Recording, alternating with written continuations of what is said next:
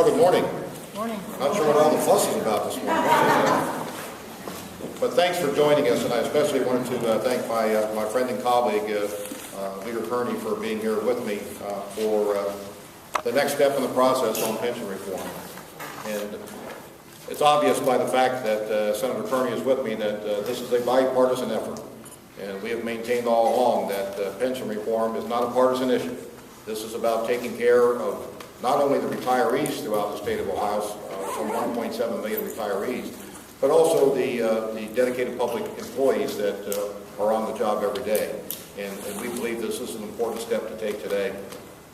Now, a recent report by the Wall Street Journal found that companies nationwide are refusing to locate or expand in states with unstable budgets, due in part to pension debt totaling in the hundreds of billions of dollars. And I believe it was earlier, I guess it was late last week, I saw a list put out by CNBC that listed the 10 states with the worst pension fund problems. Thankfully, we were not on that list. And that's because we have had responsible managers over the years working through some very difficult issues. And make no mistake, the changes that are being proposed by each of the state pension plans are difficult choices. But they're also a realistic look at what is necessary if we're going to stabilize the plans, provide the pensions, and more importantly, allow the plans to have the opportunity to provide health care.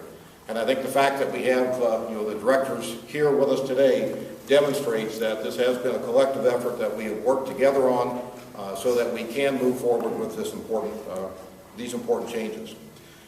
You all know most of the details, how we got where we are. We have a growing number of retirees. We've had a very difficult economic climate over the last 4 or 5 years in particular, and it's time that we put things back on the right track.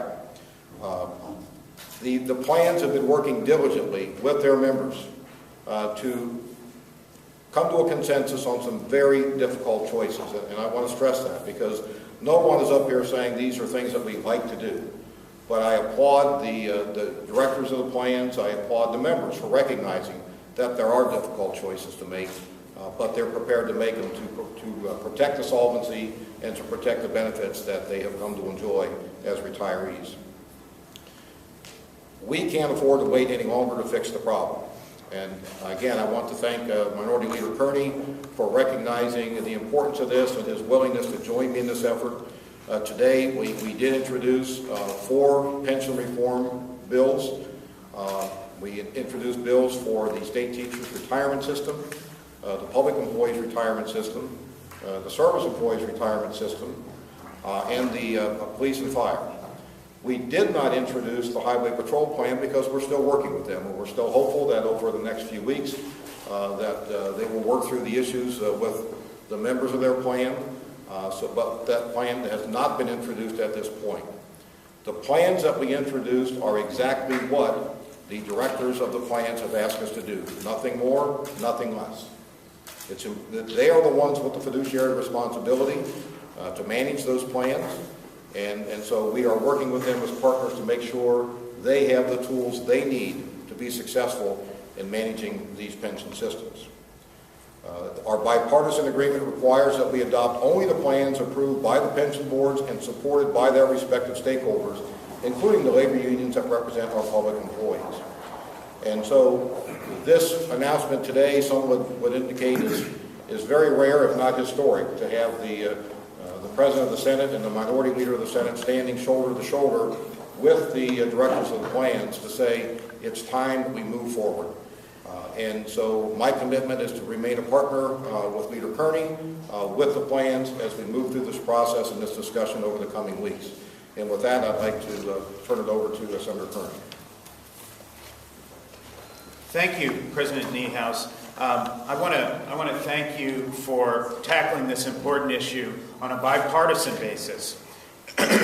It's all too rare that leaders of opposing parties in the General Assembly jointly sponsor legislation.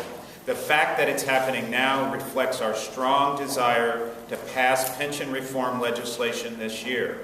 Quite frankly, it's long overdue. Our state pension plans are losing close to $2 million a day in savings while they wait for the General Assembly to act. My mother is a retired school teacher. Like many other retired Ohioans, she lives on a fixed income and depends on her retirement benefits to pay for groceries, utilities, and other necessities of life. These Ohioans are counting on us to make the necessary reforms to preserve their benefits. Drafting this legislation has been a collaborative process. I've had numerous conversations and meetings with interested parties, from PERS, STRS, SERS, and the Police and Fire Pension Fund, as well, of course, with President Niehaus. I've also spoken with members of my caucus, and based on those meetings and conversations, I'm comfortable with putting my name on this legislation as it stands. Some of the changes might not be popular with everyone, but we are doing what needs to be done to protect retirement benefits for nearly 2 million retirees and future retirees. It's important to point out that Ohio has one of the better managed pension systems in the nation.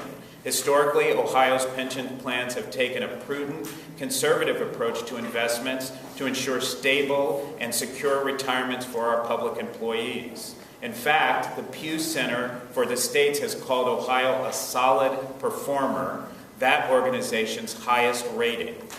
All long-term investments require periodic adjustments. The stock market goes up and down, and the number of retirees changes. Our pension plans must adjust to reflect these changes. This legislation we are introducing here today will strengthen our pension systems and maintain the status as one of the best in the nation, and will accomplish this goal without any additional tax dollars.